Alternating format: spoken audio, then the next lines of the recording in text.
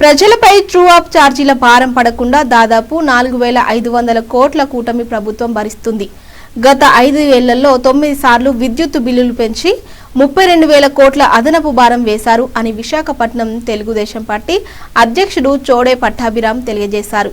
చంద్రబాబు ప్రజలకు అండగా నిలవాలనే ఏకైక ఆలోచనతో ట్రూ అప్ భారాన్ని ప్రభుత్వమే భరించాలని నిర్ణయించుకోవడం జరిగింది.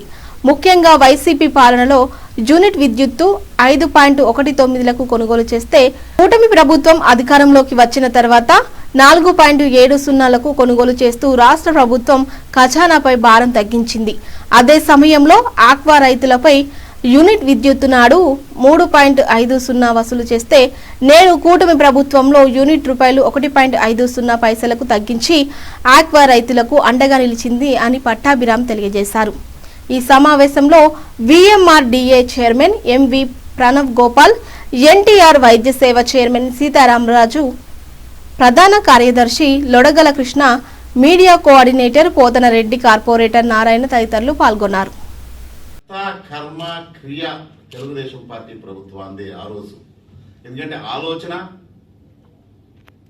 ఆ రోజుని అశోక్ గారు ఏవియేషన్ మినిస్టర్గా ఉంటాం, ప్లస్ విశాఖపట్నాన్ని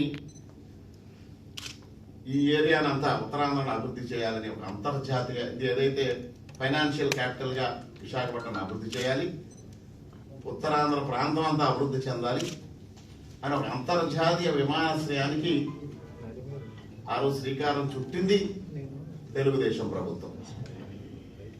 మరి ఆ రోజున ఏదైతే ఈ ల్యాండ్ ఉన్నదో ఎయిర్పోర్ట్కి సంబంధించిన ల్యాండ్ 2,502 ఎకరాలు చంద్రబాబు నాయుడు గారు ప్రభుత్వంలో ఆ రోజు తెలుగుదేశం ప్రభుత్వంలో ఎక్వైర్ చేసి పూలప్ చేసి 2019లో శంకుస్థాపన చేయడం కూడా జరిగింది. మరి ఏదైతే ఆలోచన భోగాపురం ఎయిర్పోర్ట్ అనుకున్నదో అన్ని కేవలం తెలుగుదేశం ప్రభుత్వంలో ఆ రోజును మొదలు అంటే శంకుస్థాపన. మరి జగన్ గారు ఆ రోజు మాట్లాడారు, మీకు విజువల్స్ చూపిస్తాం ఒకసారి. ఎర్ర బస్సు కూడా రాని భోగాపురానికి ఎయిర్పోర్ట్ ఎందుకు అని చెప్పేసి జగన్మోహన్ రెడ్డి గారు మాట్లాడారు. ప్లస్ ఇంకో స్టేట్మెంట్ కూడా ఇచ్చారు, కోర్టులకు వెళ్ళైనా సరే భోగాపురం ఎయిర్పోర్ట్ ఆపేస్తాం, అది కూడా మీ క్లిప్పింగ్ చూపిస్తాం. తర్వాత ఇంకో స్టేట్మెంట్ కూడా ఇచ్చారు, విశాఖపట్నం ఎయిర్పోర్ట్లోనే మధ్యాహ్నం పూట ఈగలు తోలుకుంటున్నారు, మళ్ళీ ఇంకో కొత్త ఎయిర్పోర్ట్ ఎందుకు విశాఖపట్నానికి అని ఉత్తరాంధ్రాన్ని విశాఖపట్నాన్ని అవమానించేలా కామెంట్ కూడా చేసిన ఘనత మన జగన్ గారు. ఇంకో విషయం చెప్పారు, భోగాపురం ఎయిర్పోర్ట్ నిర్మించడం అనేది ఒక దిక్కుమాలిన ఆలోచన అని చెప్పాడు. ప్లస్ ఇంకోటి, జిఎంఆర్ సంస్థకి ఎయిర్పోర్ట్ బాధ్యతలు అప్పచెప్తున్నారు, ఇది కేవలం దేనికోసం ఏదో లంచాల కోసం చంద్రబాబు గారు చేస్తున్నారు ఇట్లా చెప్పాడు కదా. చెప్పిన వ్యక్తి రెండోసారి శంకుస్థాపన చేశాడు. చంద్రబాబు నాయుడు గారు చేసిన శంకుస్థాపనకి రెండోసారి శంకుస్థాపన చేసి మరీ అదే జిఎంఆర్ సంస్థకి ఇవ్వటం చాలా గర్వకారణం అని మాట్లాడాడు. అంటే అసలు ఏ విధంగా చూసినా రెండు మాటలు మాట్లాడుతూ ఉన్నారు. నిన్న మీ అందరికీ తెలుసు,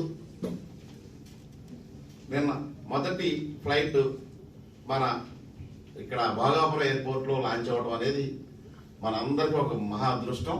ఉత్తరాంధ్ర ప్రజలకు ఒక అంటే మనసులో ఎప్పటికీ చరిత్రలో గుర్తుండిపోయే సంఘటన. అది కూడా ల్యాండింగ్ కూడా మీకు విజువల్స్లో ఒకసారి చూపించదలుచుకున్నాం. ప్లస్ అనేక చర్యలు అంటే ఈ యాక్చువల్గా ఈ చంద్రబాబు నాయుడు గారి ప్రభుత్వం కొనసాగి ఉండుంటాయి కనుక ఈ పాటికి ఆల్మోస్ట్ ఫ్లైట్స్ రాకపోకలు అన్ని స్టార్ట్ అయిపోయి ఉంటాయి. ఈ పాటికే అంత ఎయిర్పోర్ట్ ఫుల్ స్వింగ్లో జరుగుతూ ఉండేది. మరి ఈయన వచ్చి ఇట్లా దాన్ని ముందు విధ్వంసం చేసేసి ఆపేసి మళ్ళీ కాదు ఆపేస్తామని చెప్పి 500 రకాలు వేరే అని చెప్పేసి తర్వాత మళ్ళీ జిఎంఆర్ నేర్పించి మళ్ళీ జిఎంఆర్కే ఇచ్చి ఇట్లా లేట్ చేసి స్టార్ట్ చేశారు. సరే ఈ మన ప్రభుత్వం వచ్చిన తర్వాత అనేకమైన లైసెన్సులు కానీ దానికి రావాల్సిన చాలా అంటే ఇమిగ్రేషన్ చెక్ పోస్ట్ కానీ సిఐఎస్ఎఫ్ భద్రతా నియామకం కానీ కస్టమ్స్ కానీ